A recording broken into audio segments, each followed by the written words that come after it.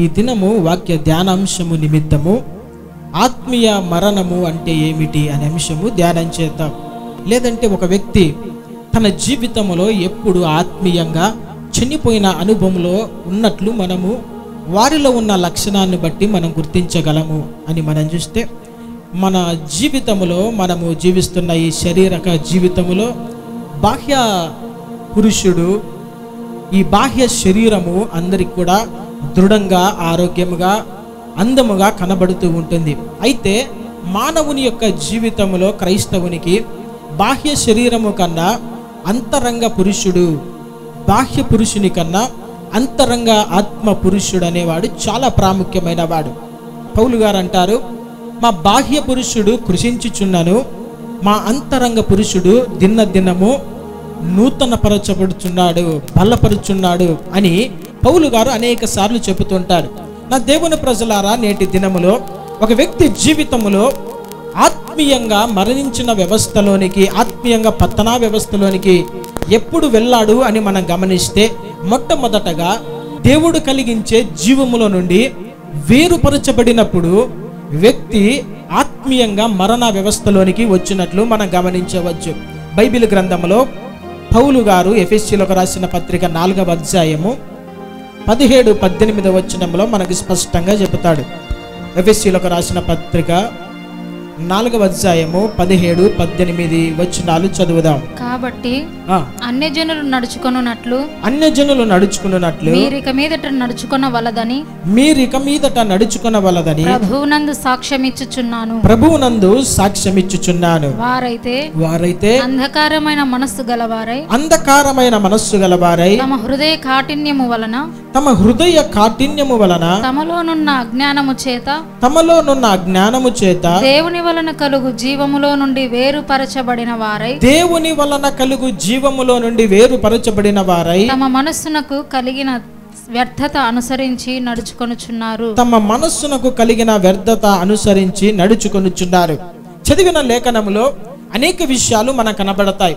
మొట్టమొదటగా పౌలు గారు ప్రారంభిస్తూ, మీరు ఈ లోకములో ఉన్న అన్యజనులు నడుచుకున్నట్లుగా నడుచుకొనవద్దు, ఇక మీదట నడుచుకోవద్దు అంటే మనకు స్పష్టంగా అర్థమైన విషయం ఏమిటంటే, లోకములో అన్యజనులు, దేవుని ఎరుగని ప్రజలు నడుచుకున్నట్లుగా మన నడక వారి నడకలాగా ఉంటే, మన ప్రవర్తన వారి ప్రవర్తన లాగుంటే, ఆత్మీయ జీవితములో దేవుని వలన కలుగు ఆ జీవములో నుండి వేరుపరచబడిన వారుగా మార్చబడతాం. అందుకనే పౌలు గారు అనేక సార్లు చెబుతూ, అవిశ్వాసులకు విశ్వాసులకు పాలెక్కడిది, వెలుగునకు చీకటితో పాలెక్కడా, పొత్తు ఎక్కడా, ఈ లోకములో ఉన్న సాతానికి దేవునికి సాంగత్యమున్నదా అన్నట్లుగా అనేక సార్లు హెచ్చరిస్తుంటారు. అంటే క్రైస్తవుని యొక్క జీవితము ప్రత్యేకమైనదిగా ఉండాలి. లోకములో అన్యజనుని చూసిన తర్వాత ఆ వ్యక్తి క్రైస్తవుని చూసినప్పుడు ప్రత్యేకమైన జీవన విధానము కనపడాలి. అందుకని అంటున్నాడు, ఈ లోకములో ఉన్న అన్యజనులు నడుచుకున్నట్లు మీరు నడుచుకోవద్దు. ఎందుకంటే అలాగ నడుచుకుంటే వారు శరీరానుసారమైన మనస్సు గలవారు కాబట్టి వారు మరణ వ్యవస్థలో ఉన్నారు. మనము దేవుని నమ్ముకొని నూతన జీవముగా మన అంతరంగ పురుషుడు దినదినము బలపరచబడుతున్న సమయంలో ఏ ఒక్క సమయంలో అయినా అన్యజనులతో మనము సాంగత్యము చేస్తే, చేయకూడని కార్యములు చేస్తే మన ఆత్మ పురుషుడు బలహీనపడిపోతాడు. చివరికి ఎలాంటి పరిస్థితిలోనికి వస్తాడంటే ఆత్మీయంగా మరణ వ్యవస్థలోనికి వస్తాడు. ఇక 18వ వచనంలో అంటున్నారు, వారైతే అంధకారమైన మనస్సు గల వారై. ఎవరంటే అన్యజనులైన వారు అంధకారమైన మనస్సు. అందుకనే పౌలు గారు అంటారు, మీ యొక్క మనోనేత్రములు వెలిగించబడాలి. సాతాను మూసిన మనోనేత్రములు వెలిగించబడాలి. సాతాను అపవాది ఈ లోకములో ఉన్న అన్యజనులైన వారి యొక్క మనోనేత్రములు, యుగ సంబంధమైన దేవత మూసివేసి ఉన్నది. అందుకనే వారు అంధకారమైన మనస్సు కలిగిన వారై ఉన్నారు. అయితే మనము దేవుని నమ్ముకున్నప్పుడు మన యొక్క మనస్సు, మన యొక్క కన్నులు వెలిగించబడ్డాయి, మన మనోనేత్రములు వెలిగించబడ్డాయి. ఎప్పుడంటే క్రీస్తు ప్రకాశము మనల్ని తాకినప్పుడు, సువార్త ప్రకాశము మనల్ని తాకినప్పుడు మన మనోనేత్రములు వెలిగించబడ్డాయి. అయితే ఇప్పుడు వెలిగించబడిన ఈ మనోనేత్రములు, వెలిగించబడిన ఈ వెలుగుగా ఉండవలసిన క్రైస్తవుడు చీకటి వారగా ఉండకూడదు, అంధకారమైన మనస్సు కలిగిన వారగా ఉండకూడదు. అందుకనే బైబిల్ గ్రంథంలో ఏమంటుందంటే, మొదటి పేతురు 2వ అధ్యాయము 9వ వచనం గమనిద్దాం. అయితే మీరు చీకటిలో నుండి ఆశ్చర్యకరమైన తన వెలుగులోనికి మిమ్మును పిలిచిన వాని గుణాతిశయములను ప్రచురము చేయు నిమిత్తము ఏర్పరచబడిన వంశమును రాజులైన యాజక సమూహమును పరిశుద్ధ జనమును దేవుని సొత్తైన ప్రజలునై ఉన్నారు. ఆమేన్, హల్లెలూయా. ఇక్కడ ఏమని రాయబడి ఉందంటే, ఎవరు మనల్ని పిలిచారంటే దేవుడు మనల్ని పిలిచాడు. ఎప్పుడు? జగత్తు పునాది వెయ్యబడక మునుపే ప్రేమ చేత ఆయన మనల్ని ఏర్పరచుకొని పిలిచాడు. ఎందుకొరకంటే మిమ్మును పిలిచిన వాని గుణాతిశయములను ప్రచురము చేయు నిమిత్తము చీకటిలో నుండి మిమ్మల్ని ఏర్పరచుకున్నాను. గడిచిన దినాలు, గడిచిన కాలములలో చీకటి, లోకము, పాపములో మనం ఉన్నాము. చీకటి అంటే లోకము, పాపమునకు సాదృశ్యము. ఈ చీకటిలో ఉన్న మనము క్రీస్తు రక్తము ద్వారా కడగబడి వెలుగులోనికి మనం మార్చబడ్డాం. అందుకని అనేక సార్లు మీరు లోకమునకు వెలుగై ఉన్నారని దేవుడు చెబుతాడు. నేను లోకమునకు వెలుగై ఉన్నానని దేవుడు చెబుతారు. అయితే వెలుగుగా ఉండవలసిన క్రైస్తవుని జీవితంలో మరణము, ఆత్మీయ మరణం ఎప్పుడు వస్తుందంటే అంధకారమైన మనస్సు వచ్చినప్పుడు. ఏర్పరచబడిన వాడు, ప్రత్యేకించబడిన వాడు, క్రీస్తు గుణాతిశయములు ప్రచురము చేయవలసిన వాడు ఎప్పుడైతే చీకటి కార్యాలను ప్రేమిస్తాడో ఆత్మీయంగా మరణ వ్యవస్థలో ఉన్నాడు. తన ఆత్మ నశించిపోయే అనుభవము ఏంటి? చీకటి కార్యాలు మనకు తెలుసు, చీకటి పాపపు కార్యములు మనకు తెలుసు, అంధకార సంబంధమైన కార్యములు తెలుసు. ఈ అంధకారమైన మనస్సు కలిగిన వారు ఎలాంటి వారంటే దేవుని నమ్ముకోవాలంటే ఇష్టపడరు. ఎందుకంటే పాపము, చీకటి అలవాటైపోయి ఉంటుంది. బానిస అనే కూపములో ఉంటారు. ఎక్కడైనా లోయ కావచ్చు, అగాధము కావచ్చు, మనం గమనిస్తే అక్కడ ప్రకాశమానమైన వెలుగు ఉండదు. ఏంటి మనకు అక్కడ కనబడుతుందంటే ఒక భయంకరమైన దట్టమైన చీకటి కనబడుతుంది. ఈ చీకటి పాపమునకు, ఈ చీకటి లోకమునకు, ఈ చీకటి భయంకరమైన అన్యజనులు చేసే కార్యములకు మనకు నిదర్శనముగా కనబడుతుంది. అందుకనే క్రైస్తవుడు అయిన వాడు అంధకారమైన మనస్సు కలిగి ఉండకూడదు. ఎందుకు ఈ మాట అంటున్నాడు? ఎవరితో ఈ మాట అంటున్నాడు? అన్యజనులతో అనలేదు పౌలు గారు, దేవుని ప్రజలతో అంటున్నారు. కొంతమంది సంఘములో అంధకారమైన మనస్సు కలిగిన ప్రజలు ఉంటారు. ఆ పాపములను విడిచిపెట్టలేని వారు, ఆ ఆచారములను విడిచిపెట్టలేని వారు, ఆ లోక మర్యాదలను విడిచిపెట్టలేని వారు, ఆ గత పాపములు మరలా ప్రేరేపించబడి జ్ఞాపకం వచ్చినప్పుడు మాటికి పడిపోయే అనుభవం కలిగిన వారు, చీకటిని ప్రేమిస్తూ అంధకారమైన మనస్సు కలిగిన వారు. అలాగే నువ్వు ఎప్పుడైతే ఉంటావో నీవు ఆత్మీయ జీవితంలో పడిపోయే అనుభవంలో ఉన్నావు.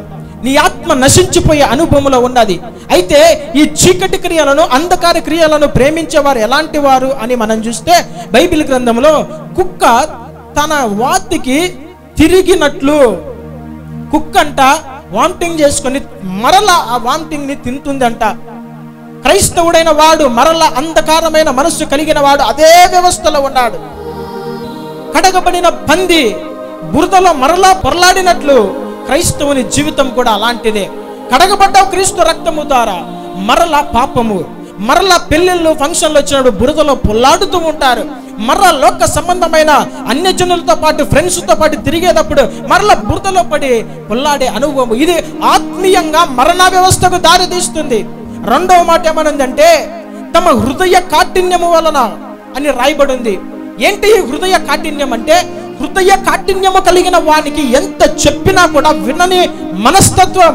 హృదయ కాఠిన్యము కలిగిన వాడు ఇతరులు గాయపరచబడతారని తెలిసినా కూడా నాకేమన్నట్లుగా ప్రవర్తించేవాడు. హృదయ కాఠిన్యము కలిగిన వాడు రక్షణ పొందండి, మారు మనస్సు పొందండి, బాప్తిసం పొందండి అని చెప్పినా కూడా హృదయాన్ని కఠినపరుచుకుంటూ ఉంటారు. హృదయ కాఠిన్యము కలిగిన వారు ఎలాంటి వారంటే మంచి కార్యములు, పరిశుద్ధమైన జీవితము జీవించండి అని ఎవరైనా మందలిస్తే వారి హృదయాన్ని మెత్తనపరుచుకోరు, లోబడే స్వభావం ఉండదు. ఇలాంటి వారు హృదయ కాఠిన్యము కలిగిన వారు.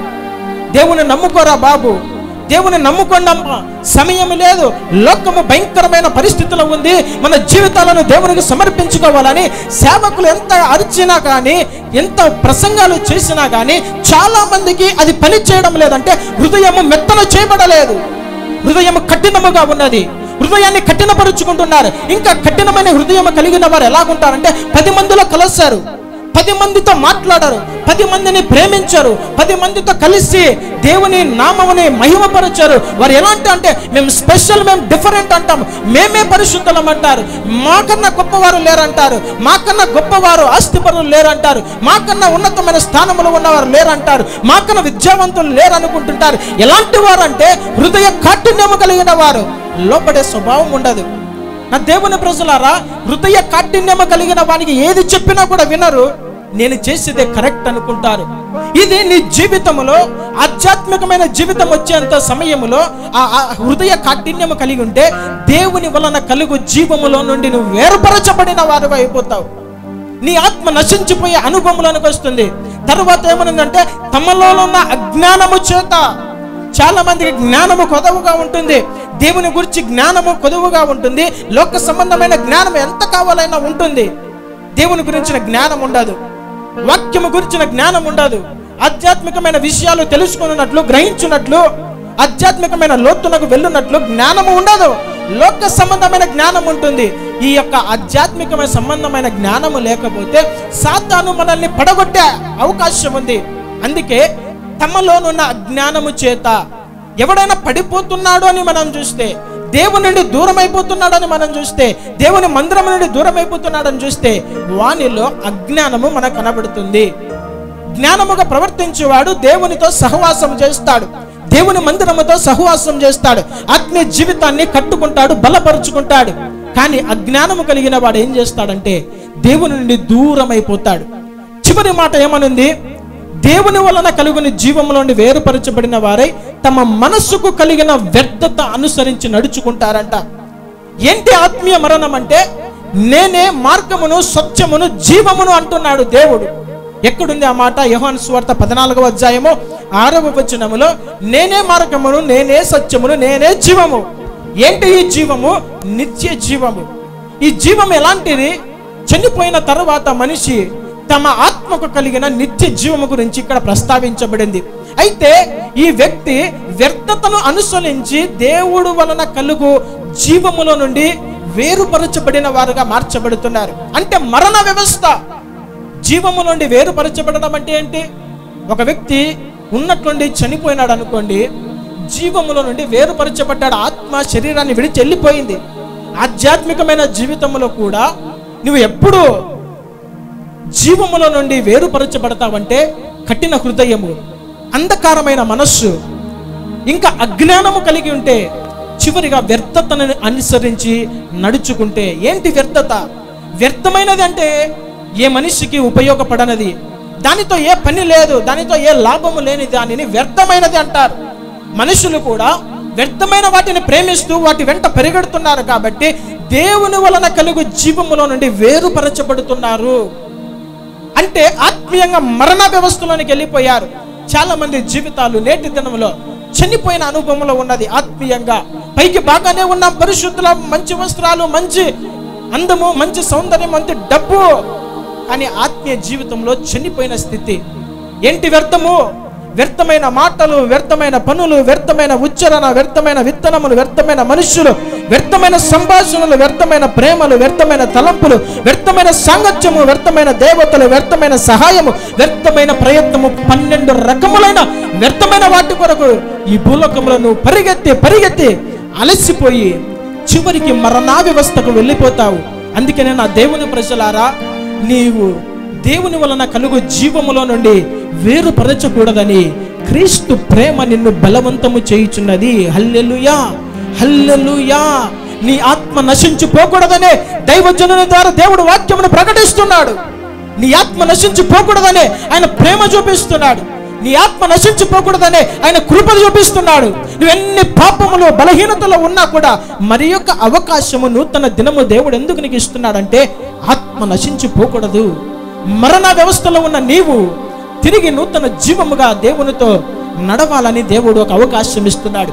రెండవ మాట మనం చూస్తే, ఆత్మీయంగా ఒక వ్యక్తి మరణ వ్యవస్థలో ఉన్నాడు, లేదంటే మరణించే వ్యవస్థకు ఎప్పుడు వెళ్తాడంటే శరీరానుసారమైన మనస్సు కలిగిన వారు. శరీరానుసారమైన మనస్సు కలిగి ప్రవర్తించేవాడు ఆత్మీయంగా మరణా వ్యవస్థలోనికి వెళ్తాడు. పౌలు గారు రోమీలకు రాసిన పత్రిక 8వ అధ్యాయము 1-2 వచనాలు మనం చూస్తే, కాబట్టి ఇప్పుడు ఆ, క్రీస్తు యేసునందున్న వారికి క్రీస్తు యేసునందున్న వానికి ఏ శిక్ష విధి లేదు. క్రీస్తు యేసునందు జీవమినిచ్చు ఆ, ఆత్మ యొక్క నియమము ఆ, పాప మరణముల నియమము నుండి ఆ. నన్ను విడిపించెను. పాప మరణమున నియముల నుండి మనల్ని విడిపించిందంట. ఏంటి? క్రీస్తు యేసునందు జీవమునిచ్చు ఆత్మ. ఒక వ్యక్తి జీవితంలో ఎప్పుడు మరణా వ్యవస్థకు వెళ్ళిపోతాడంటే శరీరానుసారంగా ప్రవర్తిస్తే మరణా వ్యవస్థకు వెళ్ళిపోతాడు. మరి ఏం చేయాలి? మరణించకూడదు, మన ఆత్మ బలహీనపడకూడదు అంటే నువ్వు ఆత్మానుసారంగా నడుచుకోవాలి. హల్లెలూయా. చాలా మంది అనుకుంటారు, ఏంటి ఈ ఆత్మ? ఆత్మానుసారంగా నడుచుకోవడం అంటే ఏంటి? నేను ఇంకా ఆత్మను పొందుకోలేదనే వారు చాలా మంది ఉన్నారు. 5వ వచనంలో మనం చూస్తే 5వ వచనం చదవండి. శరీరానుసారులు ఆ, శరీర విషయముల మీద మనస్సునంతురు. చూడండి, శరీరానుసారులు కేవలం శరీర విషయంలో వాటి మీద మనస్సు ఉంచుతారు. ఏంటి శరీరానుసారమైన మనస్సు అంటే? ఏమి తిందుమా, ఏమి త్రాగుదుమా, ఏమి ధరించుకుందుమా, ఈ 3 విషయాలే. ఈ భూలోకంలో మనకు కలుగుచున్న ప్రతి ఆలోచన అంతా కూడా ఈ 3 విషయాల మీదనే బేస్ అయి ఉన్నది. ఒకటి, ఏమి త్రాగుదుమా, మన శరీరానికి.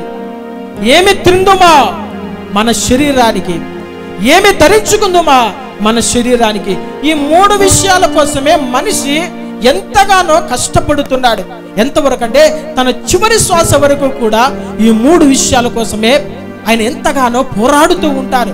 ఒకటి తిండి, ఒకటి నీరు, 3వది ధరించుకోవడం వస్త్రం. ఈ 3 విషయాలే. ఈ 3 విషయాల కోసము శరీరానుసారులు ఎంతగానో శ్రమ పడతారంట. తర్వాత ఆత్మానుసారులు ఆ, ఆత్మ విషయముల మీద మనస్సునంతురు. ఆ, శరీరానుసారమైన మనస్సు శరీరానుసారమైన మనస్సు మరణము. మరణము. చూడండి, శరీరానుసారమైన మనస్సు మరణము. నువ్వు కేవలము ఈ లోకములో ఉన్న సంపద కోసమే ఎప్పుడైతే ప్రాకులాడతావో నీవు మరణములో ఉన్నావు. జాగ్రత్త. ఆత్మానుసారులు ఏం చేస్తారు? ఆత్మ సంబంధమైన వాటి కోసము ప్రాకులాడతారు, వెతుకుతారు. ఏంటి ఆత్మానుసారమైనవి? శక్యమైతే, యోగ్యమైతే, ఏవి న్యాయమైనవో, ఏవి ఖ్యాతి గలవో, ఏవి మాన్యమైనవి, ఇంకా 5 విషయాలు ఉన్నాయి. పవిత్రమైనవి, యోగ్యమైనవి ఏవైతే ఉన్నాయో వాటి కొరకు మనము ప్రయాసపడాలి. ఈ భూలోకంలో చాలా మందికి ఏం చేస్తున్నారంటే శరీరమైన వాటి మీదనే, ఆత్మానుసారమైన వాటి మీద మనస్సు లేదు. 6 దినాలు సరిపోలేదండి శరీరమైన వాటి కోసము, 7వ దినము కూడా మాకు కావాలి. నీ ఆత్మ బలహీన పడుతుంది అంటే ఎందుకు బలహీన పడదు? ఆత్మానుసారమైన వాటి కొరకు నువ్వు ప్రాకులాడుతున్నావా? ఆత్మ సంబంధమైన వరముల కొరకు అపేక్షిస్తున్నావా? ఆత్మ ఫలముల కొరకు అపేక్షిస్తున్నావా? లోకముల సమస్తమును సంపాదించాను, నాకేమి కొదువు అనుకుంటున్నావా? ఆత్మ ఫలములు లేవు, ఆత్మ కృప వరములు నీలో లేవు. వాటి కొరకు అపేక్షించాలని, ఆశతో అపేక్షించాలని లేఖనము సెలవిస్తుంది. 7వ వచనం చదువుదాము. ఏలయనగా శరీరానుసారమైన మనస్సు ఆ, దేవునికి విరోధమై ఉన్నది. దేవునికి విరోధమై ఉన్నది. అది దేవుని ధర్మశాస్త్రమునకు లోబడదు. అది దేవుని ధర్మశాస్త్రమునకు లోబడదు. ఏ మాత్రమును లోబడనేరదు. చూడండి, ఇక్కడ ఏమని రాయబడింది? శరీరానుసారమైన మనస్సు కలిగిన వాడు దేవునికి విరోధి. ఎంతసేపు నా స్వార్థము, నా కుటుంబము, నా శరీర అవసరతలు అనుకుంటున్నారు చూడు, వారు దేవునికి విరోధి అంట. ఎందుకు అంటే వీరు తమ శరీరానికి కావలసిన వాటినే ప్రేమిస్తున్నారు, కానీ నీ అంతరంగంలో ఉన్న ఆత్మ మరణ వ్యవస్థకు వెళ్ళిపోయాడని దానిని పట్టించుకోలేదు. ఇలాంటి వారు ఎలాంటి వారంటే దేవుని ధర్మశాస్త్రానికి లోబడరు, ఎంత మాత్రము కూడా లోబడనేరరు అని రాయబడింది. ఇంకొకటి, ఆత్మీయంగా మరణించిన మరణా వ్యవస్థలో ఉన్న వారి యొక్క ఫలమును మనం గమనిస్తే వారి పరిస్థితి ఎలాగుంటుంది? లక్షణం అంటే ధర్మశాస్త్రమునకు లోబడరు. ఏంటి ధర్మశాస్త్రం అంటే? ధర్మశాస్త్రం అంటే దేవుని వాక్యము. ధర్మశాస్త్రం అంటే దేవుని నోటి నుంచి వచ్చే ప్రతి వాక్యము, బైబిల్ గ్రంథంలో సెలవు ఇచ్చిన ప్రతి మాట, దేవుని సేవకుని నోటి నుండి వస్తున్న వాక్యములు, వర్తమానాలు లోబడరంట. ఈ శరీరానుసారం గద్దిస్తే లోబడరు, ప్రేమతో హెచ్చరిస్తే లోబడరు, వాక్యము ప్రకారము జీవించమని దైవ సేవకులు చెప్తే లోబడరు. దానికి వ్యతిరేకమైన కార్యాలు చేస్తూ ఉంటారు, సంఘములో గ్రూపులు చేస్తూ ఉంటారు, రాజకీయాలు చేస్తూ ఉంటారు. ఒకరిని తాను చెడిన కొద్దీ వనమంతా చెడిపిందన్నట్లుగా తమ అజ్ఞానము చేత, శరీరానుసారమైన మనసు చేత, శరీర కోరికల చేత చెడిపోయిన వారు ఏం చేస్తారంటే బాగున్న వారిని కూడా చెడగొడుతూ ఉంటారు. నా దేవుని ప్రజలారా, శరీరానుసారమైన మనసు ఎలా ఉంటుందంటే దేవునికి లోబడదు, సేవకులు కూడా లోబడరు. సేవకులకు ఎవడైనా వ్యతిరేకంగా మాట్లాడుతున్నాడంటే అది సర్పస్వరము, అది సాతాను స్వరం అని జ్ఞాపకం ఉంచుకోవాలి. ఒక వ్యక్తి సేవకునికి వ్యతిరేకంగా, వాక్యమునకు వ్యతిరేకంగా, ఎక్కడైనా సంఘమునకు వ్యతిరేకంగా ఎవరైనా మీతో చర్చ పెడుతున్నారంటే మొట్టమొదటగా ఆ వ్యక్తి చెడిపోయాడని గమనించాలి. ఆ వ్యక్తి చెడిపోయిందని గమనించాలి. శరీరానుసారమైన మనసు కలిగి ఉన్నారని గమనించాలి. శరీరానుసారమైన ఆశలు కలిగి ఉన్నారని గమనించాలి. శరీరానుసారమైన పదవులు కోరుతున్నారని గమనించాలి. నా దేవుని ప్రజలారా, లోబడని వారు ఆత్మీయంగా మరణా వ్యవస్థలోనికి వెళ్ళిపోయారు. ఈ ఆత్మీయంగా మరణా వ్యవస్థలో ఉన్న వారితో సహవాసము చేస్తే నీవు కూడా మరణా వ్యవస్థలోనికి వెళ్ళిపోతారు. జాగ్రత్త. 8-9 వచనాలు చదువుదాము. కాగా శరీర స్వభావము గలవారు దేవుని సంతోషపరచనేరరు. దేవుని ఆత్మ మీలో నివసించి ఉన్న ఎడల మీరు ఆత్మ స్వభావము గలవారే గాని శరీర స్వభావమును గలవారు కారు. చూడండి, ఇక్కడ పౌలు గారు 9వ వచనంలో దేవుని యొక్క ఆత్మ ప్రాముఖ్యత వివరిస్తున్నారు. శరీర స్వభావము దేవునికి లోబడదు, శరీర స్వభావము కలిగిన వారు దేవుని సంతోషపెట్టలేరు అని చెబుతూ ఇక ఆత్మ గురించి ఇక్కడికి వస్తున్నారు. పరిశుద్ధాత్మ దేవుడు మీలో ఉంటే మీరు ఆత్మ స్వభావము కలిగిన వారు ఉంటారు. చాలా జాగ్రత్తగా దేవుని మాట వినండి. ఆ దినాలలో సౌలు దేవుని చేత అభిషేకించబడిన వాడు, సౌలు దేవుని ఆత్మను పొందుకున్నవాడు, ఇశ్రాయేలు ప్రజల కొరకు ఏరుకొనుకున్న దేవుని యొక్క ప్రతినిధిగా, రాజుగా దేవుని చేత అభిషేకించబడిన వాడు సౌలు. అయితే ఏమైపోయింది? సౌలును దురాత్మ పట్టిందంట. దేవుని ఆత్మ అతనిలో నుండి వెళ్ళిపోయి దేవుని దగ్గర నుండి దురాత్మ వచ్చి పట్టింది. నా దేవుని ప్రజలారా, ఒక వ్యక్తి మరణా వ్యవస్థలో ఉన్నాడంటే తనలో ఆత్మ లేని క్రియలు కనబడతాయి. ఆత్మానుసారంగా ప్రవర్తించరు. వారి మాటలలో ఆత్మానుసారమైన మాటలు ఉండవు. ఇతరులకు క్షేమాభివృద్ధికరమైన మాటలు వారు ఎంత మాత్రము పలుకరు. ఇతరుల వారి యొక్క జీవితాలను కట్టే, కుటుంబాలను కట్టే మాటలు పలకరు. ఎంతసేపు విమర్శ, ఎంతసేపు వారట్ల వీరట్ల, ఎంతసేపు వారు ఈ మాట అన్నారు, వీరి మాట అన్నారు అని ఇతరులకు ఒకరికి ఒకరు చిచ్చు పట్టేవారుగా ఉంటారు. వారిలో దేవుని ఆత్మ లేదు. సౌలు అనుకున్నాడు నాలో దేవుని ఆత్మ ఉంది అనుకున్నాడు. కానీ ఎప్పుడైతే సౌలు అసూయపడ్డాడో దేవుని ఆత్మ అతన్ని వెళ్ళిపోయింది. శరీరానుసారులు కూడా దేవుని ఆత్మ చేత నడిపించబడరు. దేవుని ఆత్మ చేత నడిపించబడే వారి మాటలు వింటే మన ఆత్మకు క్షేమము కలుగుతుంది, మన హృదయానికి నెమ్మది కలుగుతుంది.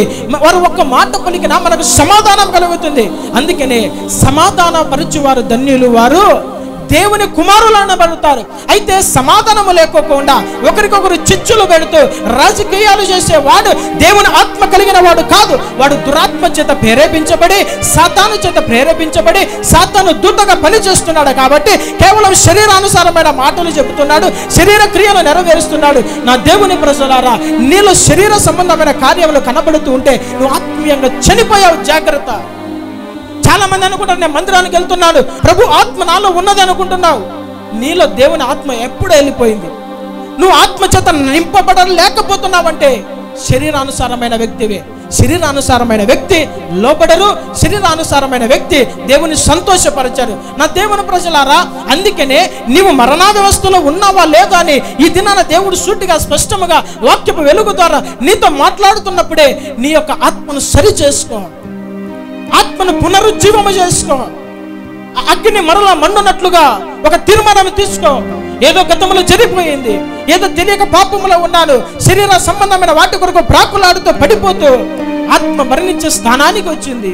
అయితే మారు మనస్సు పొందాలి. అందుకనే మీరు శరీరానుసారంగా ప్రవర్తించిన ఎడల చావవలసిన వారై ఎందురు గాని ఆత్మ చేత శరీర క్రియలను చంపిన ఎడల జీవించెదరు. హల్లెలూయా.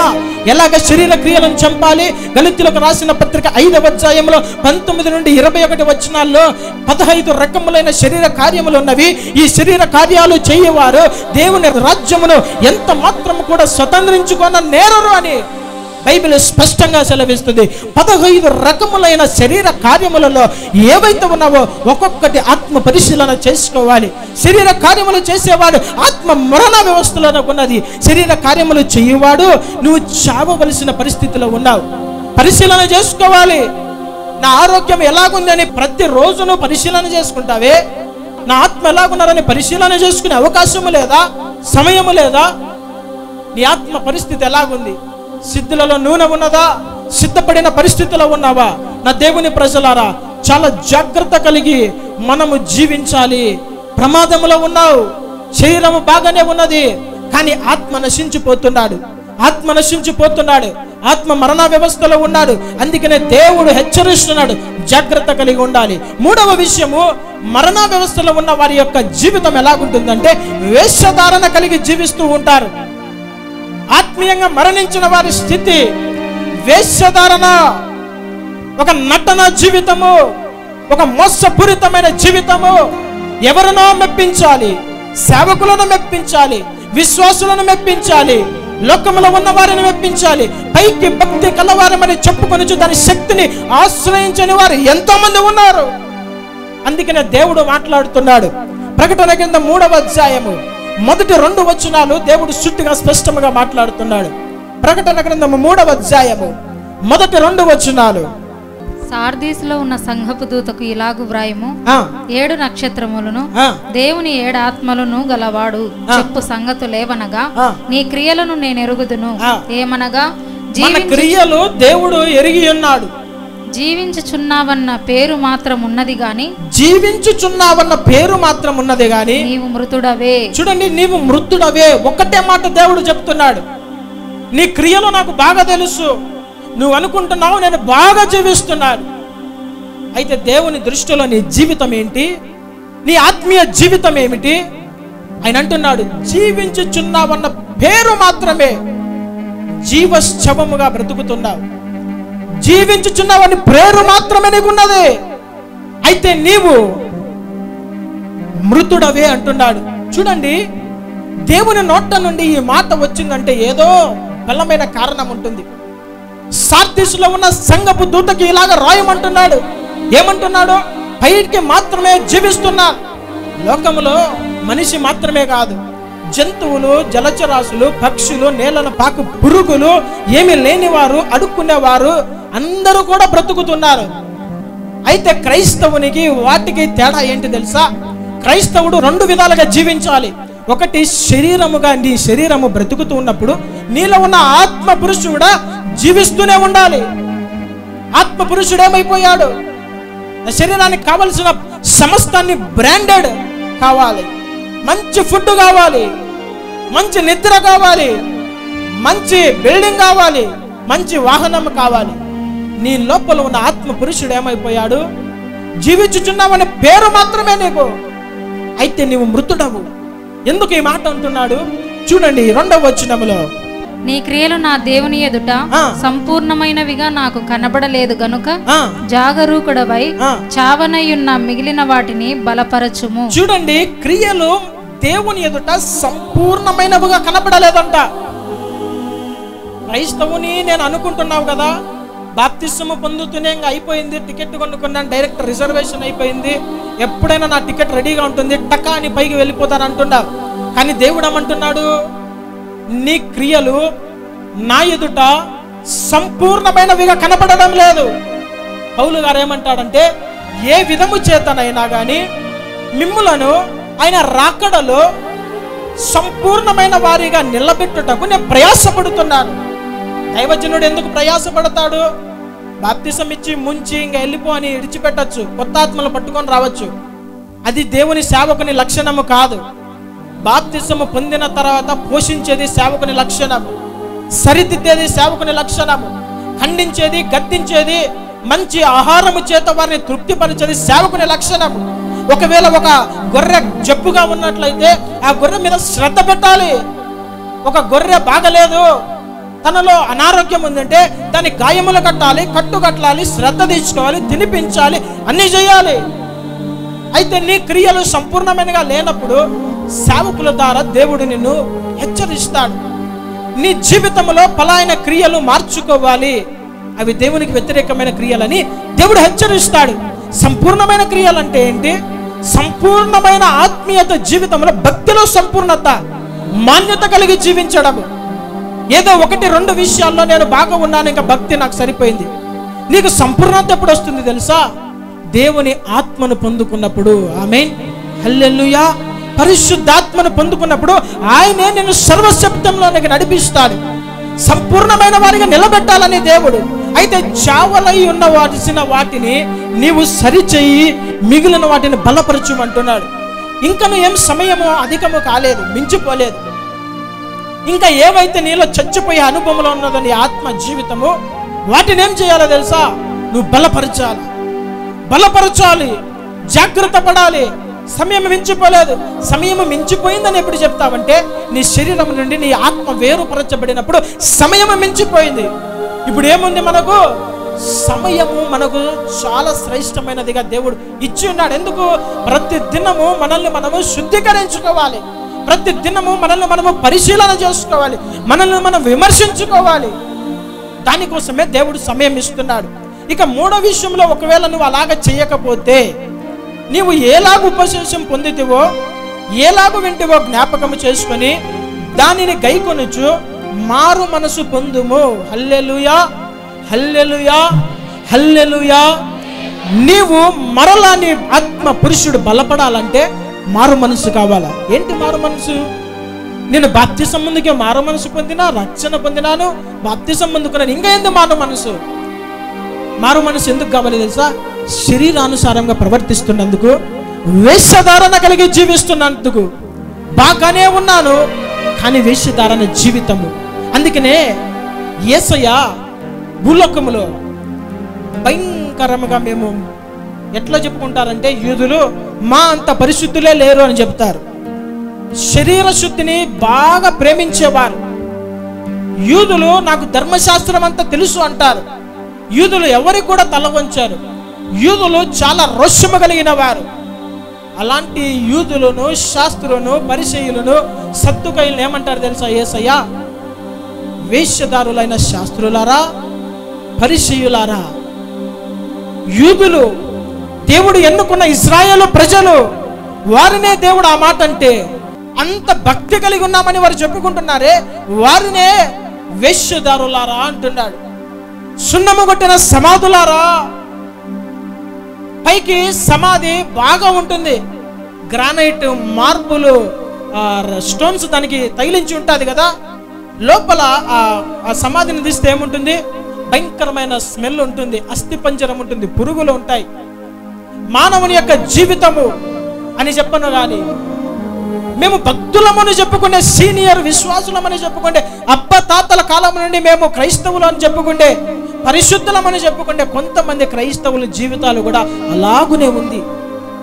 పైకి ఆకర్షణ బాగా ఉంది, చూపుకు అంత బాగానే ఉంది, లోపల క్రియలు సరిగా లేవు, మనస్తత్వం సరిగా లేదు, లక్షణాలు మంచివి లేవు. ఎలాంటి అంటే కంపు కొట్టే లక్షణాలు. ఆ వ్యక్తులను చూసి అందరూ కూడా చీకొడతారు. వారి లక్షణాలు చూస్తే అందరూ కూడా వాళ్ళని వెళ్లివేసే స్థానానికి వారి యొక్క జీవితం దిగజారిపోయి ఉంటుంది. ఎందుకంటే వారి లక్షణాలు సరిగా ఉండవు.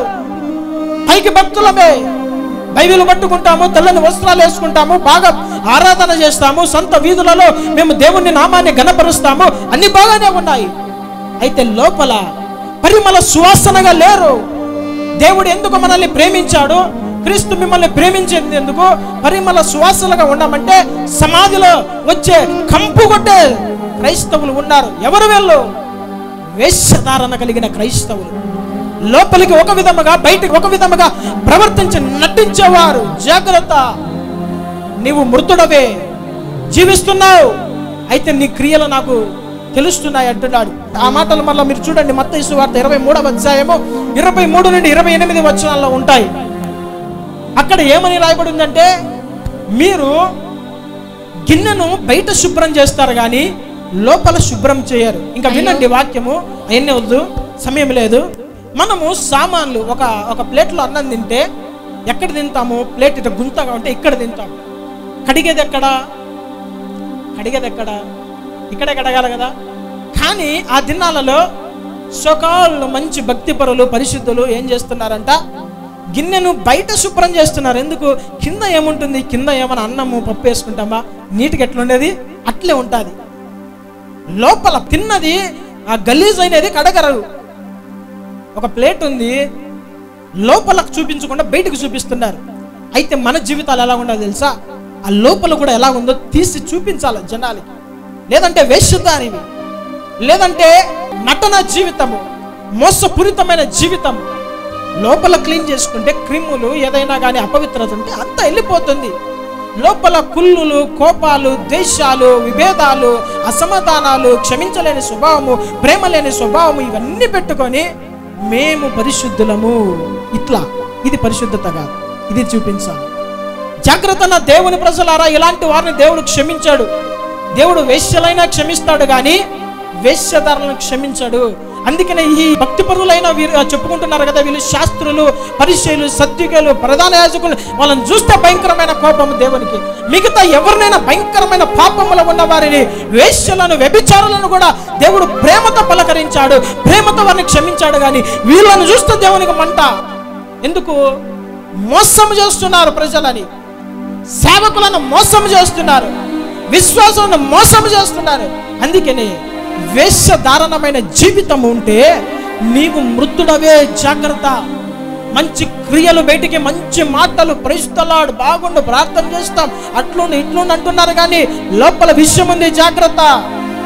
లోపల మనసు మార్చుకోలేని కఠినత్వం ఉంది, జాగ్రత్త. ఒక దినాన ఆయన అంటాడు, నేను నీ మీదకి వస్తాను అంటున్నాడు. అన్ని చోట్ల ఏమంటాడు? మేఘారూఢుడనై వస్తాను, లేదంటే మీ మధ్యకు వస్తాను, లేదంటే మధ్యాకాశానికి వస్తాను అంటాడు. ఇక్కడ ఏమంటున్నాడు? నీవు మారి మనసు పొందుము, నీవు జాగరూకుడు అయి ఉండని ఎడల నేను దొంగ వెల వచ్చేదను, ఏ గడియను నీ మీదకి వచ్చేదను. అబ్బా, ఏ గడియను నీ మీదకి వచ్చేదను నీకు తెలియనే తెలియదు. ఏంటిది? నీ మీదకి వచ్చేదనంటే శిక్ష, నీ మీదకి వచ్చేదనంటే ఉగ్రత, మీ మధ్యకు వచ్చేదనంటే ఆయన మనకి ఏదైనా ఒక మంచి చేయడానికి, ఉపకారం చేయడానికి. నా దేవుని ప్రజలారా, ఎవరిని మోసం చేయాలి, ఎవరి కోసము భక్తి చేయాలి, ఎవరికి కనపడాలని వేషధారణమైన నటన జీవితం జీవించాలి. లోపల నుండి కదా బయటికి శుద్ధత రావాలి. అంతరంగము, హృదయం సరిగా ఉంటేనే కదా బయట మాటలు సరిగా వచ్చేది.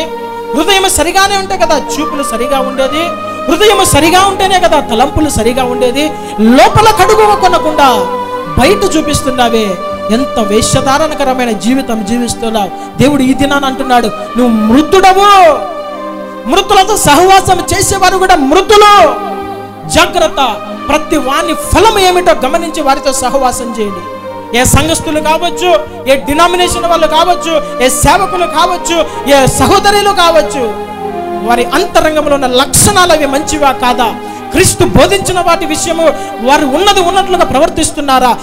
భక్తులు పత్రికలలో సంఘ క్రమాలు కలిగి ఎలాగ జీవించాలో అలాగ జీవిస్తున్నారా లేదా గమనించి సంగత్యము చేయవలసిందిగా ప్రభు పేరట మనవి చేస్తున్నాను. 4వ విషయము, ఎప్పుడు ఒక వ్యక్తి మరణ వ్యవస్థలోనికి తన ఆత్మ వెళ్ళిపోతుందంటే శరీరమును పాపమునకు అప్పగించుకున్నప్పుడు, తన శరీరాన్ని పాపమునకు అప్పగించుకున్నప్పుడు.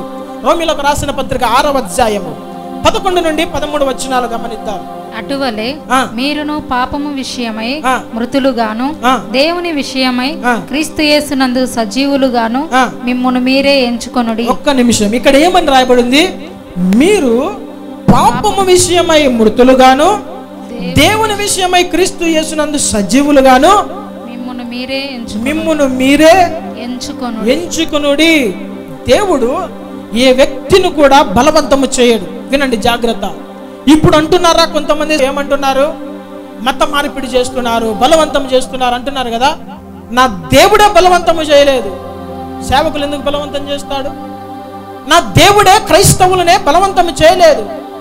ఇక ఇతర మతస్థులతో ఏం పనుంది మాకు? నా దేవుడు ఏమంటున్నాడు? క్రీస్తు విషయమై సజీవులుగాను, పాపము విషయమై మృతులుగాను మిమ్మును మీరే ఎంచుకొనండి. చాయిస్ మీదే. నువ్వు పాపము చేస్తూ మృతుడముగా ఉంటావా? నీకే అవకాశం. నువ్వు దేవుని విషయమై సజీవునిగా ఉంటావా? నీకే దేవుడు విడిచిపెడుతున్నాడు. 12వ వచనములో, కాబట్టి శరీర దురాశలకు లోబడినట్లుగా చావునకు లోనైన మీ శరీరమందు పాపమును ఏలనీయకుడి. పాపమును ఏమంటున్నారు? ఏలనివ్వకుడి. ఏమంటుంది? శరీర దురాశలకు లోబడినట్లుగా చావునకు లోనైన మీ శరీరము.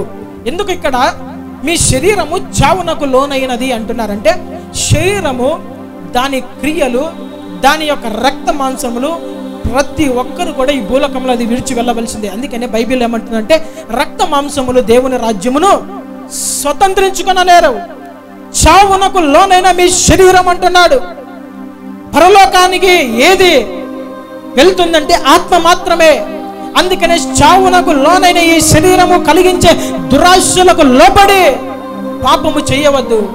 మీ అవయవములను పాపమునకు దుర్నీతికి సాధనములుగా అప్పగించుకొనకుడి.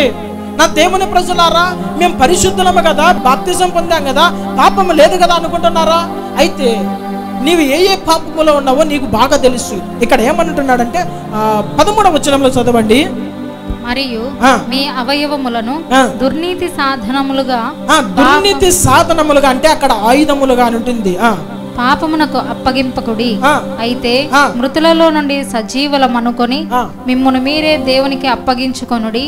మీ అవయవములను నీతి సాధనములుగా దేవునికి అప్పగించుడి. చాలు. ఇక్కడ ఏమనుందంటే, మీరు మృతులలో నుండి సజీవులమనుకొని లేవాలి. ఇంకా మీ అవయవములను దుర్నీతికి పాపమునకు సాధనములుగా అప్పగించుకోకండి. చాలా మంది అంటారు, సాతాను నన్ను శోధిస్తున్నాడు, పాపములు పడవేశాడు. కానీ లేఖనం ఏముంది తెలుసా? మీ అవయములను మీరు అప్పచెప్పుకోవద్దురా అనుకుంటే అన్ని దానికి నిగ్రహ శక్తి మానవునికి ఉంది. బలహీనతలలో పడిపోతున్నావంటే ఏదో లూజ్ మైండ్ అనేది. నీకు శక్తి, నిగ్రహ శక్తి పొందుకోలేకపోతున్నావు. దేవుణ్ణి అడగాలి. చాలా మంది పరిశుద్ధంగా ఉన్నవారే 6 దినాలు భయంకరమైన పాపములో ఉంటున్నారు. లేదు అనేదానికి లేదు, లేదు అని ధైర్యంగా చెప్పగలిగిన వారు చాలా తక్కువ మంది.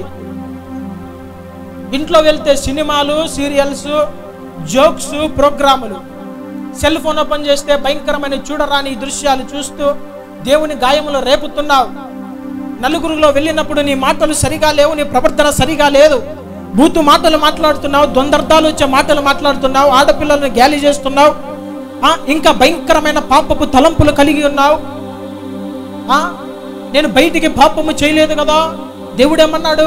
ఒక స్త్రీని మోహపు చూపుతో చూస్తే అప్పుడే నువ్వు ఆమెతో పాపము చేసిన వాడవని అవుదు అని అంటున్నారు కదా. ఎంతమంది ఎన్ని పాపాలు చేస్తున్నారు. జాగ్రత్త. ఇంకా దేవునికి అవిధేయమైన క్రియలు ఏమై ఉన్నవి? భక్తిహీనత. ఇవంతా కూడా మీ అవయవాలు నువ్వు దుర్నీతికి, పాపములకు సాధనములకు అప్పచెప్పుతున్నావు. లేదు అని చెప్పుకోవద్దు, అప్పచెప్పుతున్నావు. చిన్న పిల్లలకి అన్నం తినాలంటే సెల్ ఫోన్ కావాలి, చిన్న పిల్లలకి అన్నం తినాలంటే సినిమా కావాలి. పరిస్థితి ఎలాగైపోయింది చూడండి. పాపము లేని వారుగా మనం ఉండాలి. అవయవంలో పాపమునకి అప్పచెప్పుకోకూడదు. ఎందుకంటే చావునకు లోనైన ఈ శరీరము ఏ దినానైనా మట్టికి కలవవలసినది. అయితే ఆత్మను జాగ్రత్తగా చూసుకో. ఇది వరకు మీ అవయములను పాపమునకు అప్పచెప్పావా? వాడు మరణ వ్యవస్థలో ఉన్నాడని అంతరంగ పురుషుడు. అయితే ఈ దినాన జాగ్రత్త పడు. ఆత్మ పురుషుని పురుగలుపుకో, బలపరుచుకో. మారు మనసు పొందవలసిందిగా ప్రభు పేరట మనవి చేస్తున్నాడు. ఎందుకు మన దేహాన్ని మనం వాడాలి? దేవుడు దేహాన్ని దేని కొరకు మనకు సృజించాడు తెలుసా? ఆదిలో దేవుడు మనిషిని సృజించడానికి గల కారణం ఏంటి తెలుసా? నా మహిమ కొరకు నేను సృజించిన, పరలోకంలో ఎలాగైతే నేను మహిమపరచబడుతున్నాను, భూలోకంలో నరుని ద్వారా కూడా నేను అలాగే మహిమపరచబడాలి. బైబిల్ గ్రంథంలో కొరింథీయులకు రాసిన మొదటి పత్రిక 6వ అధ్యాయం 20వ వచనం గమనిద్దాం. కొరింథీయులకు రాసిన మొదటి పత్రిక 6వ అధ్యాయం 20వ వచనం. విలువ పెట్టి కొనబడిన వారు గనుక మీ దేహముతో దేవుని మహిమపరచుడి. మీ దేహముతో దేవుని మహిమపరచుడి. ఒక ప్రశ్న మనం సంధించాలి. మనలో మనం ఒక ప్రశ్న రావాలి. ఏం ప్రశ్న అంటే, దేవుని మహిమపరుస్తున్నామా, సాతానుని మహిమపరుస్తున్నామా? నీ జీవితమును బట్టి దేవునికి మహిమ వస్తుందా, సాతానుకు మహిమ వస్తుందా? నీ జీవితాన్ని బట్టి దేవుడు సంతోషపడుతున్నాడా, సాతాను సంతోషపడుతున్నారా? జాగ్రత్త నా దేవుని ప్రజలారా. శరీరానుసారులు దేవుని సంతోషపరచలేరంట. ఆత్మానుసారులు మాత్రమే. నువ్వు చేస్తున్న ప్రతి కార్యమును బట్టి దేవుడు దుఃఖిస్తున్నాడు, సాతాను సంతోషిస్తున్నాడు. అవి శరీరమునకు పాపము, శరీర కార్యములు జరిగించేటప్పుడు నీ ఆత్మ నశించిపోతుంటే సాతాను సంతోషిస్తున్నాడు. ఎందుకంటే నా కొరకు నియమించబడిన, నా దూతల కొరకు నియమించబడిన నరకాగ్నిలోనికి పాలు పంపులు పొందుతున్న నా యవనస్తుడు, పాలు పంపులు పొందుతున్న ఫలానా స్త్రీ పురుషుడు ఎంతగానో శరీరాన్ని పాపానికి, అపవిత్రానికి బానిసలుగా మార్చుకుంటున్నాడు. ఆ పాపం నుండి బయటకు రాలేకపోతున్నాడు.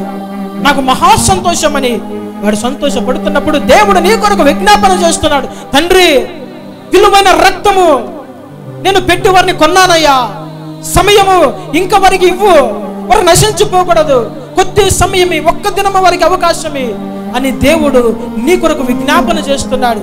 నీ పరిస్థితి ఎలాగున్నది? జాగ్రత్త నా దేవుని ప్రజలారా, మన శరీరాన్ని పాపమునగా అవయములుగా మనము అప్పగించుకోకూడదు.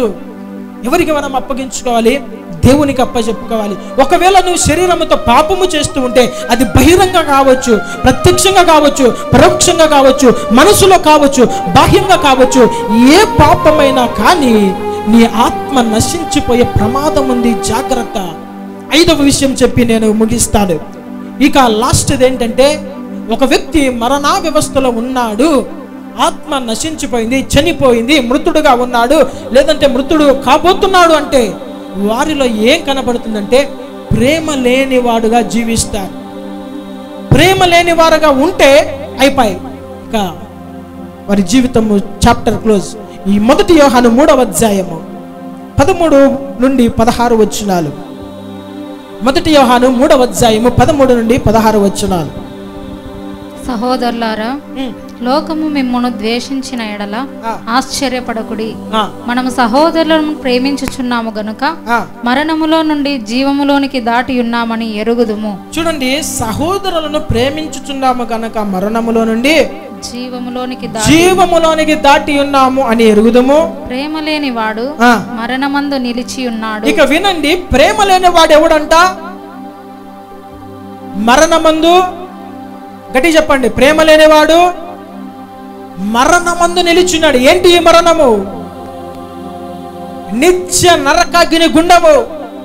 క్రైస్తవునిలో కనబడాల్సిన మొట్టమొదటి లక్షణము ప్రేమ. దేవుడు ఈ భూలోకానికి ఎందుకు వచ్చాడు? మనలను ప్రేమించాడు కనుక ప్రాణము పెట్టాడు. ప్రాణము పెట్టాడు కాబట్టి మనల్ని పరలోకానికి తీసుకుపోవడానికి 2వ రాకడగా వస్తున్నాడు. అనేకులను ప్రేమించాడు. యేసు ఎవరిని ప్రేమించాడు? దొంగలను ప్రేమించాడు, వ్యభిచారులను ప్రేమించాడు, భక్తిహీనత కలిగిన వారిని ప్రేమించాడు.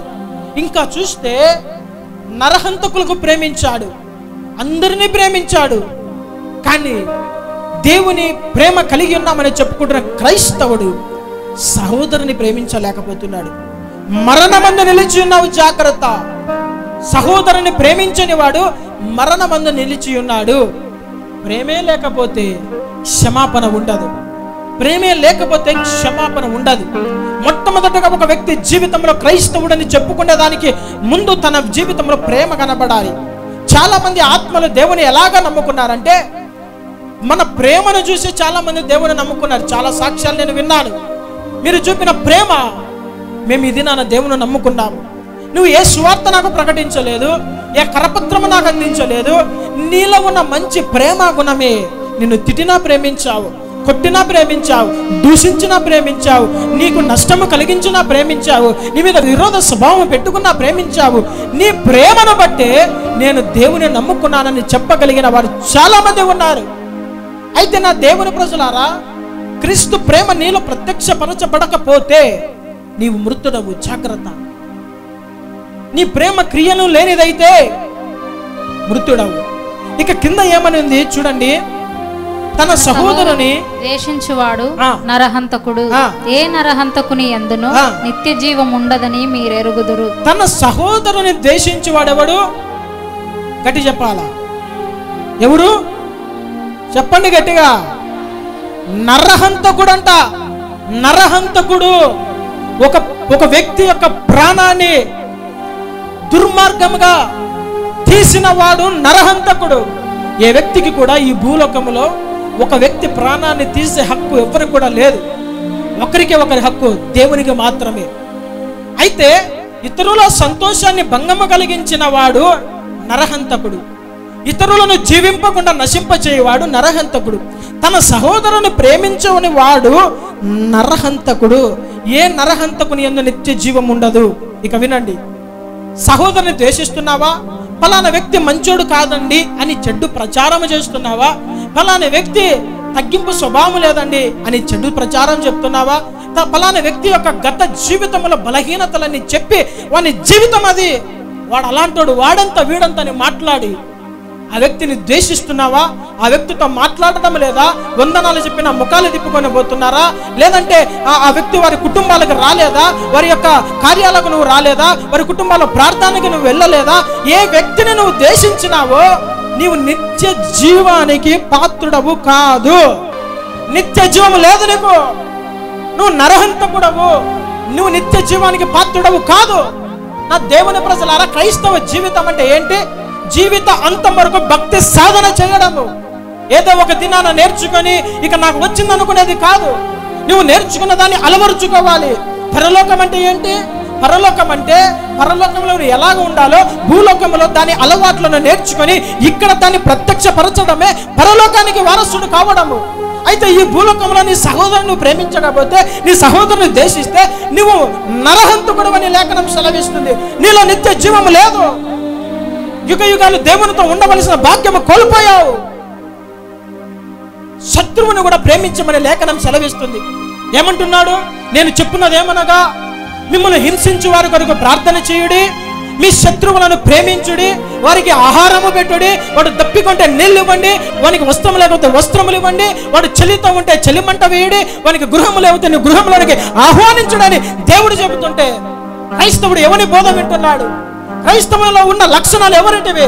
క్రైస్తవుడు అలవాటు చేసుకున్న సాతాను లక్షణాలు నేటి దినంలో కూడా నిత్య జీవానికి వారసుడు కాకుండా తన ఆత్మను నశింపజేసుకుని మరణంలో ఉన్నాడు. నా దేవుని ప్రజలారా, ఎవరినో విడిచిపెట్టండి. సొంత కుటుంబంలోనే అన్నదమ్ములకు మాటలు లేవు, ద్వేషము. సొంత కుటుంబంలోనే భార్య భర్తలకు మాటలు లేవు, ద్వేషము.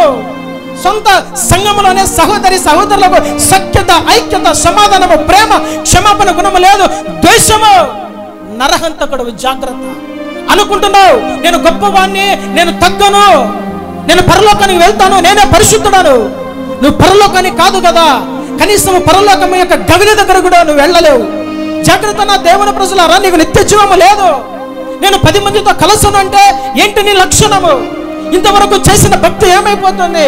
ఇదివరకు చేసిన పరిశుద్ధమైన జీవితం ఏమైపోతుంది? ఇదివరకు నువ్వు విడిచిన పాపపు క్రియలన్నీ విడిచిపెట్టి నేను భక్తిగా జీవిస్తున్నాను అన్నది ఏమైపోతుంది? నరహంతకుడు. జాగ్రత్త. సహోదరుని ద్వేషిస్తున్నావా? నరహంతుడవు. సేవకుని యొక్క లక్షణాలను గమనించి వారి యొక్క ఫలములను గమనించి దేవుని పోలి నడుచుకోవాలి. పౌలు గారు ఏమంటారు తెలుసా? నేను క్రీస్తును పోలి నడుచుకున్న ప్రకారము మీరు కూడా నన్ను పోలి నడుచుకునండి. ఎంతమందిని క్షమించాము, ఎంతమందిని ప్రేమించాము సేవకులంగా మేము? మాకు లేవా రోషాలు, పౌరుషాలు? మాకు లేవా? మాకు సిగ్గు అవమానాలు లేవా? మాకు చిన్నతనాలు లేవా? ఎందుకు ప్రేమిస్తున్నాము? ఎందుకు మేము దేశించడం లేదు?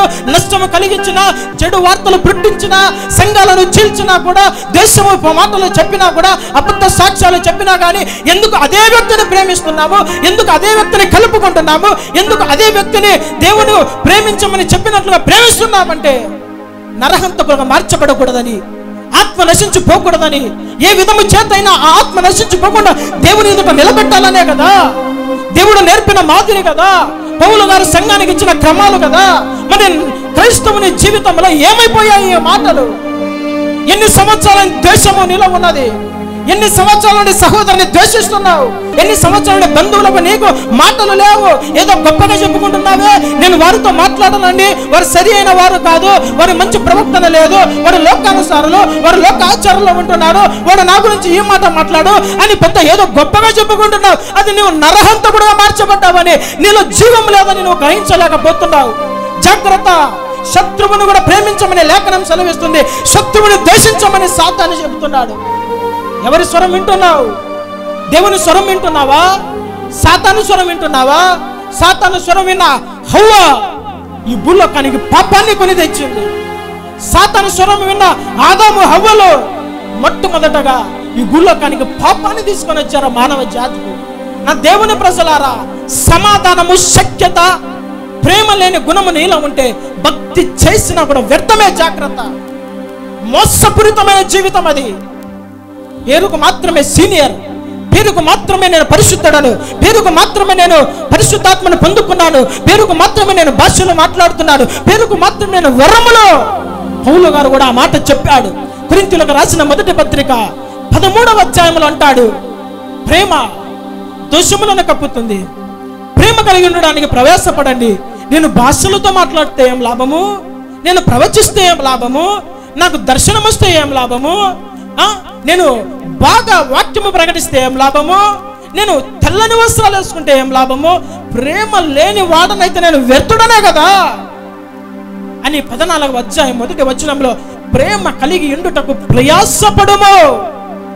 దేని కొరకు నువ్వు ప్రయాసపడుతున్నావు? విరోధ స్వభావాన్ని పెంచుకోవడానికి ప్రయాసపడుతున్నావా? దేనికి నువ్వు ప్రయాసపడుతున్నావు?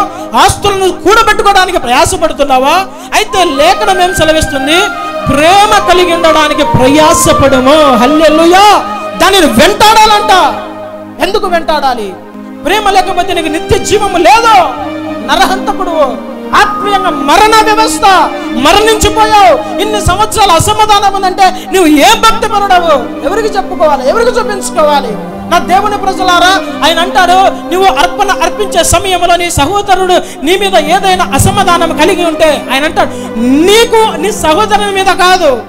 వినండి, క్రైస్తవుని జీవితం ఎంత జాగ్రత్తగా జీవించాలంటే, నీకు ఇంకొకరి మీద అసమాధానం ఉన్నట్లు కాదు, నీ సహోదరునికి నీ మీద ఏదైనా విరోధ భావం, అసమాధానం ఉన్నట్లు నీకు అనిపిస్తే, నీ హృదయంలో తడితే నీ బలి పక్కన పెట్టేసి అర్పణ పక్కన పెట్టు. మొదట వెళ్ళి వానితో నువ్వు సమాధాన పడకుండా బలి అర్పిస్తే వ్యర్థమురా బాబు. సమాధాన పడకోకుండా మందిరానికి వస్తే వ్యర్థము.